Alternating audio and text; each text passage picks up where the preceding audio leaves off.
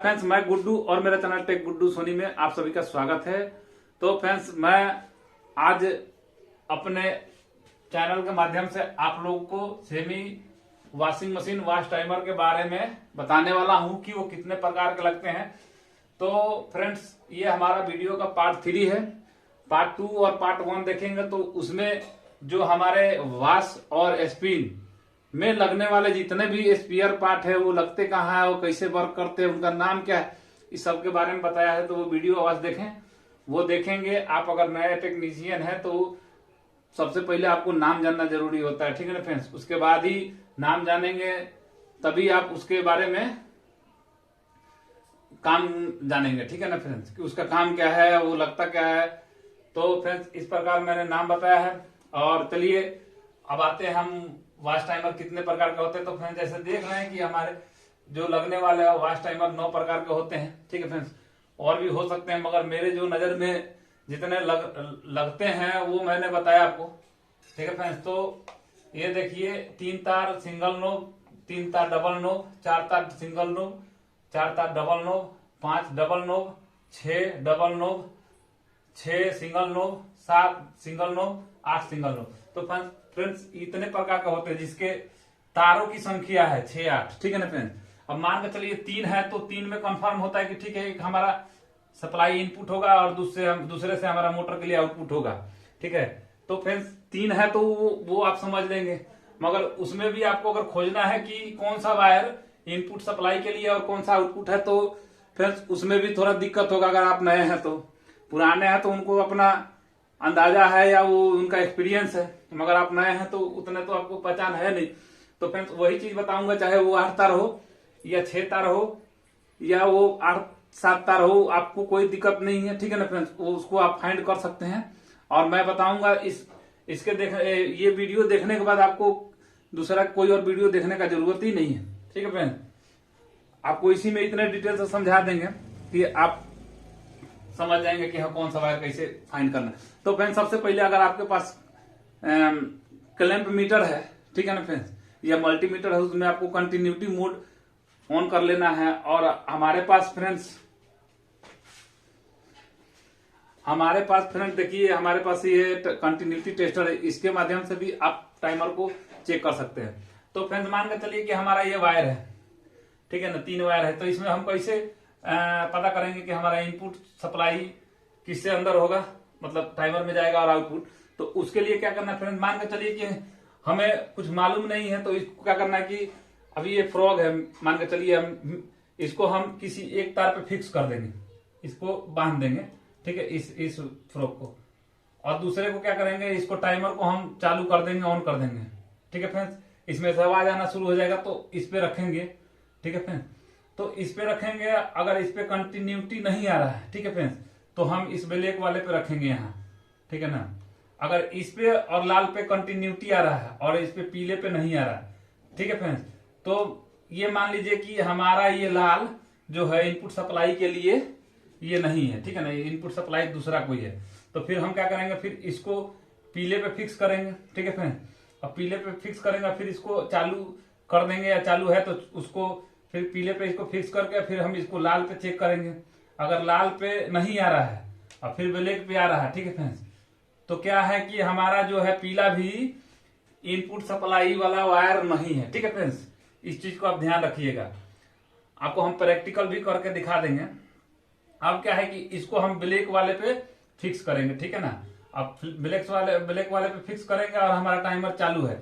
तो जब एक बार कुट से आवाज करेगा तो इस पे अगर सप्लाई दिखा रहा है, ठीक है फ्रेंड्स, इस पे अगर लाइट जल रहा है, इसे देखिए ऐसे जलेगा, तो यहाँ पे अगर लाइट जल रहा है, ठीक है, तो इसको छोड़ देना। आप दूसरे साइड पे जब करंट इस वायर पे जब आएगा तब इसको फ्रॉक को लगाना है, ठीक है। अगर इस पे भी जल रहा है, ठीक है फ्रेंड्स, दोनों पे जल रहा है यहाँ लगाने के बाद, तो मान के चलिए जो हमारा ब्लैक वायर है, ठीक है, ब्लैक वायर है वही हमारा इनपुट सप्लाई के लिए है, और जो ये 2 है हमारे मोटर पे जाएंगे और इसी में हमारा कैपेसिटर वायर जुड़ेगा।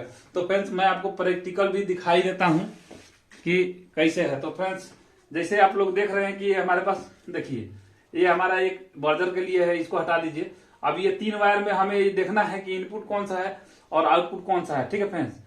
तो हम इसको कैसे पहचाने? आप नए हैं, इस वायर को समझ नहीं पा रहे हैं कि कौन सा मैं इनपुट दूं और किससे मोटर को जोड़ूं। ठीक है फ्रेंड, तो उसको लिए क्या करना है कि इसको आपको ऑन कर देना है। ठीक है, और जब आप ऑन कर देंगे इसको, देखिए अब क्या है कि हम एक इसको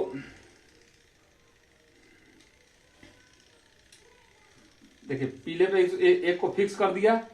अब इसको इस पे लगा के चेक करेंगे। ठीक है, देखिए पुट किया मगर ये जला नहीं,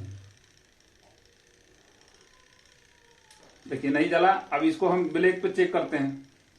ठीक है, ब्लैक पे क्या जलता है कि नहीं जलता है।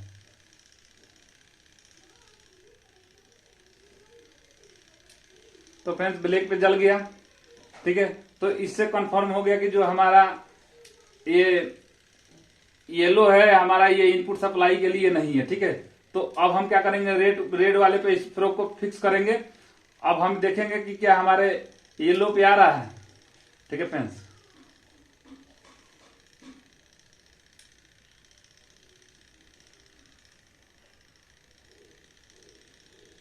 नहीं आ रहा फ्रेंड्स। अब हम ब्लैक पे रख रहे हैं तो देखिए ब्लैक पे आ रहा है। अब ब्लैक पे फिर दोबारा हम देख लेते हैं आता है कि नहीं। ठीक है ना,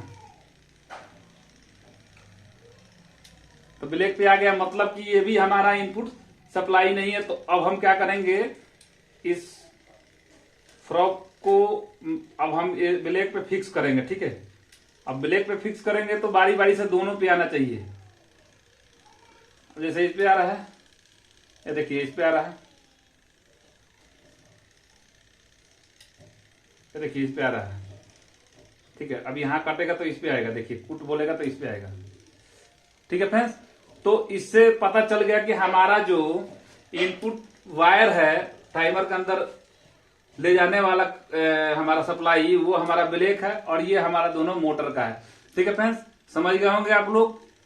तो इसी प्रकार से आप चेक कर सकते हैं किसी भी टाइमर को। ठीक है फ्रेंड्स, मगर एक चीज और बता दूं, वो सिंगल नोब का हो या डबल नोब का, ये डबल नोब पे किया, अगर सिंगल नोब पे भी सेम करेंगे तो होगा। मगर एक चीज और आपको मैं समझा देता हूं कि ये देखिए, ये जो आपको टाइमर दिख रहा है,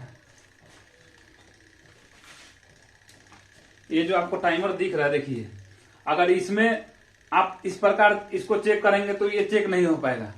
ठीक है फ्रेंड्स, क्योंकि ये देखिए इसमें एक वायर जो है, ये सारे वायर बाहर को ही निकले हुए हैं। इस टाइमर में कोई सा भी वायर मतलब कि यहां से इन नहीं किया है, मतलब इस टाइमर से निकलकर इसी में इन कर जाए, इसके तरह बाईपास नहीं किया गया है। अगर बाईपास होता तो हम इस प्रकार जो अभी चेक किए हैं वैसे इस टाइमर को चेक कर सकते थे। मगर जब इसमें बाईपास नहीं हुआ है वायर इसके अंदर, तो उसको हम कैसे चेक करेंगे ये आपको हम नेक्स्ट वीडियो में बताएंगे। ठीक है फ्रेंड्स, क्योंकि इस प्रकार का भी टाइमर आता है जिसमें सारे वायर बाहर के होते हैं। ठीक है, तो ये सब सेलेक्टर के द्वारा ही एक दूसरे से कनेक्ट होते हैं। ठीक है ना फ्रेंड्स, उसको मैं बता दूंगा आपको कि कैसे करना है। जब हम आएंगे 7 वायर पे 8 वायर पे तो बता देंगे। ठीक है फ्रेंड्स, अब देखिए एक वाच टाइमर हमारा ऐसा होता है, देखिए डबल शाफ्ट का है। ठीक है ना, आपको दिखा देते हैं, ये देखिए डबल शाफ्ट का है।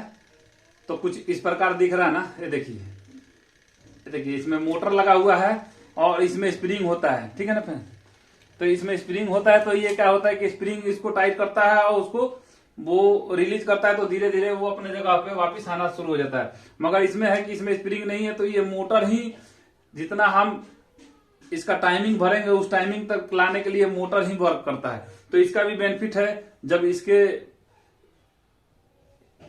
इसके पार्ट पे आ जाएंगे बताने के, तो इसके बारे में भी इसका खूबियां बता देंगे। ठीक है फ्रेंड्स, अब एक चीज फ्रेंड्स और रहा, मान के चलिए कि अगर ये चीज है आपका, देखिए ये अगर किसी भी टाइमर में अगर ऐसे बाईपास वायर किया गया है, कहीं गए वहां पे 6 तार है और बाईपास किया हुआ है, तो आप ये मत समझिए कि वहां पे 3 वायर का नहीं लगेगा या 4 वायर का नहीं लगेगा, बिल्कुल लग जाएगा अगर बाईपास किया हुआ है तो ऐसे वायर।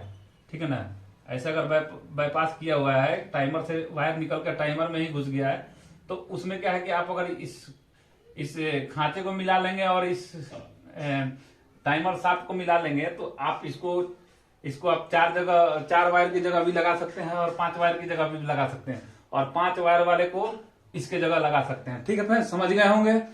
अब ये हमारा डबल शाफ्ट का है, ठीक है ना फ्रेंड्स। तो इसमें सिलेक्टर इसके अंदर होता है हमारा, इसमें एक इनपुट गया, ठीक है, बीच वाले में, और ये हमारा मोटर के लिए आउटपुट है, तो सेम है, ठीक है, आउटपुट कराता है।